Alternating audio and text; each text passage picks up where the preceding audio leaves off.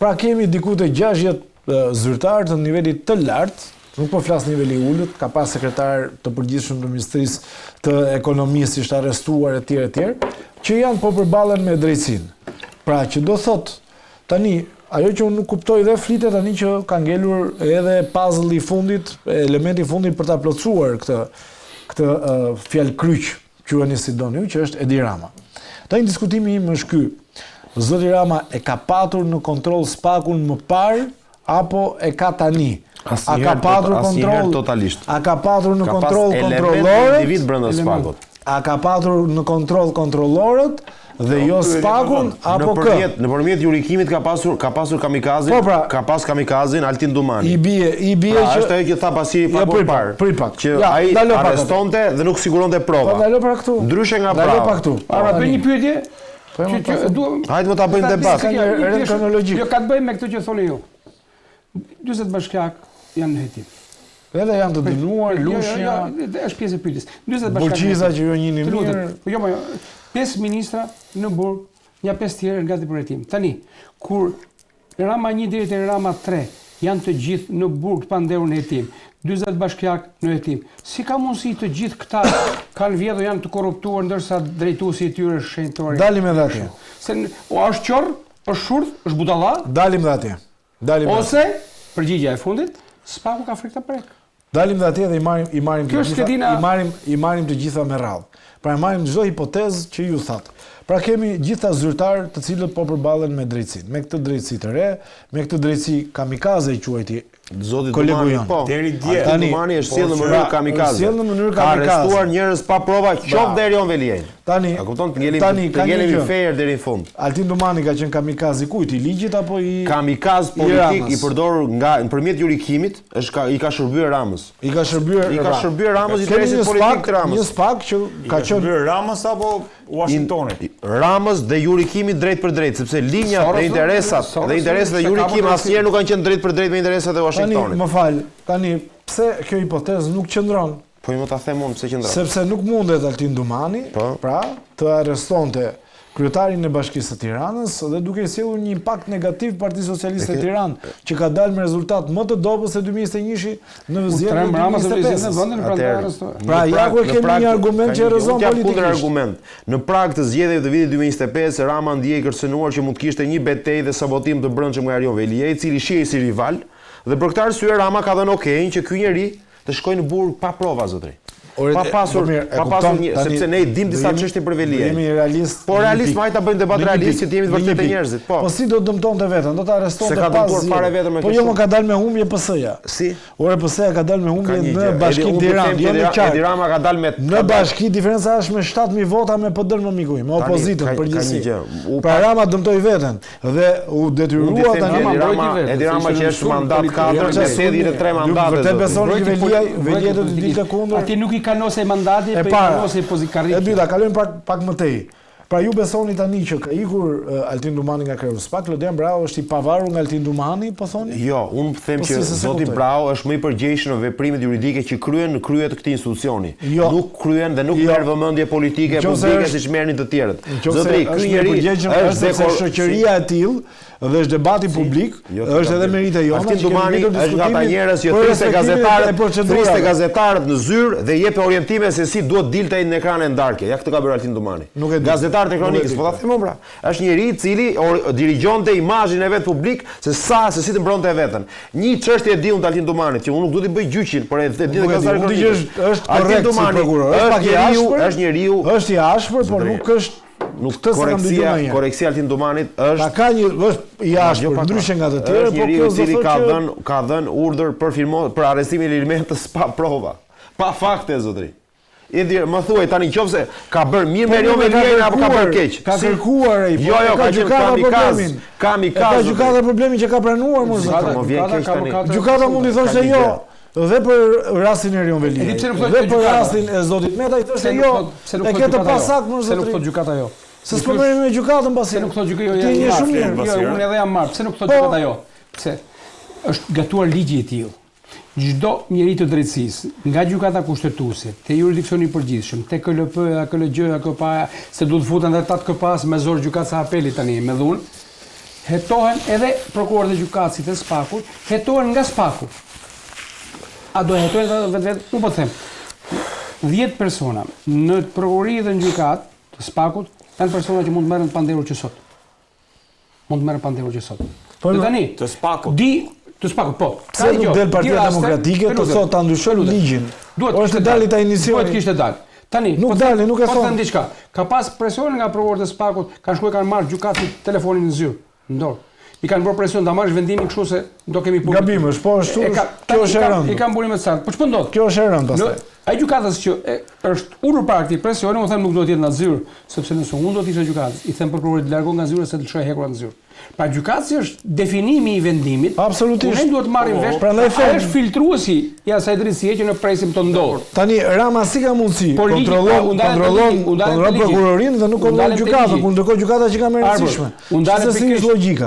Kur shkapja po them, u ndalem te ligji, pra SPAK-u ka këtë fuqi dhe i LD-ja, po te ligji për strukturën për SPAK-un, ka të drejtë që me një ankim që i shkon asaj të pezulloj mandatin.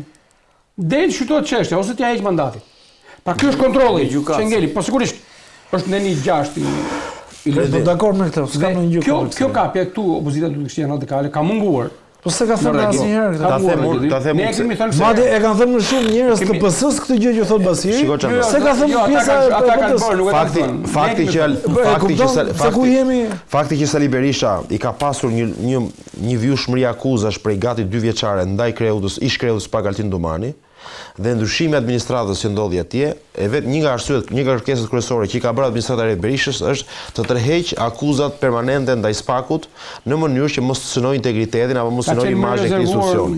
Pra tregohet më i rezervuar ndaj SPAK-ut. Për këtë arsye unë mendoj që Partia Demokratike, një nga arsyet mendoj, Partia Demokratike nuk kërkon këto ndryshime dhe famshme ligjore.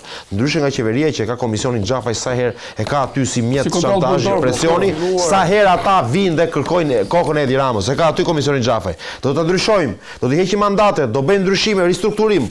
Pra gjithmonë ka një mjet dhe i kanë zgjidhur. I kanë kapur edhe këtu, sepse u mbarojnë mandatet tani dhe ata duket ndjehen edhe pak të kompleksuar sepse do të ata unë jo, është e kundërta. Informacionet që kam unë deri në fund kjo trup prokurorësh do ta ushtrojë detyrën në mënyrë më të fortë të mundshme se sa deri dje. Nëse do negocioni fatin e tyre, në këtë moment ata njerëz do ta bëjnë detyrën më fortë derisa sa sot. Dhe ka një gjë.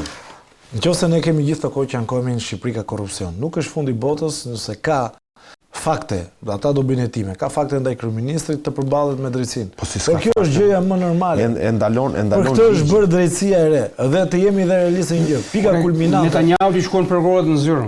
Pika kulminante, Netanyahu është tjetër çështje. Jo kryeministri detyrë. Netanyahu po e shtyn vetëm nga lufta. Prokurorët i kanë fjalë shpëton gjyqi, jo për Netanyahu nuk i shpëton burgut. I shkuan prokurorët në zyrë. Po Netanyahu. Pse mund të shkojë Edi Ramës? Nuk i shpëton burgut. Pra kjo alibia se është detyrë. Dhe po flasim për një proces, për një vend tjetër që shumë herë më demokratik se ne, Izraeli. Po shkoi prokurori në zyrë aty. Dhe mbi gjitha mostroni një gjë, partia e Likud të 31 deputet kanë 120. Arbra, jemi në një luftë të SPAK-ut me qeverinë apo qeverisë me SPAK-ut. Jo të sistemit, po, të sistemit. Unë jam te ky diskutim. Unë mendoj që kjo është pika kulmore e drejtësisë së re, po nuk e besoj asnjëherë që ka një luftë, sepse janë pushtete të cilat janë në strukturën e shtetit. Pra struktura e shtetit nga parlamenti, është politika, është legislativi, është ekzekutivi dhe është gjyqësori. Pra nuk mundet që të jenë në luftë, sepse po të jenë në luftë i bie të shkatërrohet vendi. Gjithta që përmenden ti janë. Por ka një gjë. I kërkon llogari politikës. Por ka një gjë. Jo, ata si kërkojnë llogari. Llogari kërkojmë ne. Ata kanë prova që kanë bërë shkelje i çojnë para drejtësisë. Disa prova i fshehin. Kam gjithë këto kohë jam marrë me manipulite Tangentopoli që është bërë në Itali. Nga një rast i vogël i një biznesmeni që u bë pentito, u kap dhe u shkatrua gjithë struktura e partive të vjetra politike në Itali.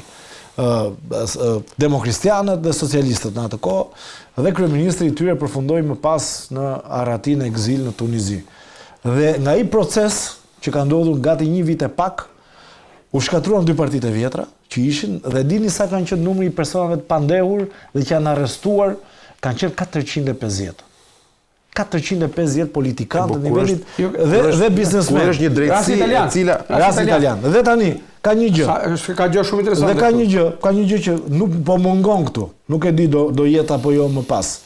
E para, në rastin e Italisë kishim të gjithë biznesmenët që u bën pentito.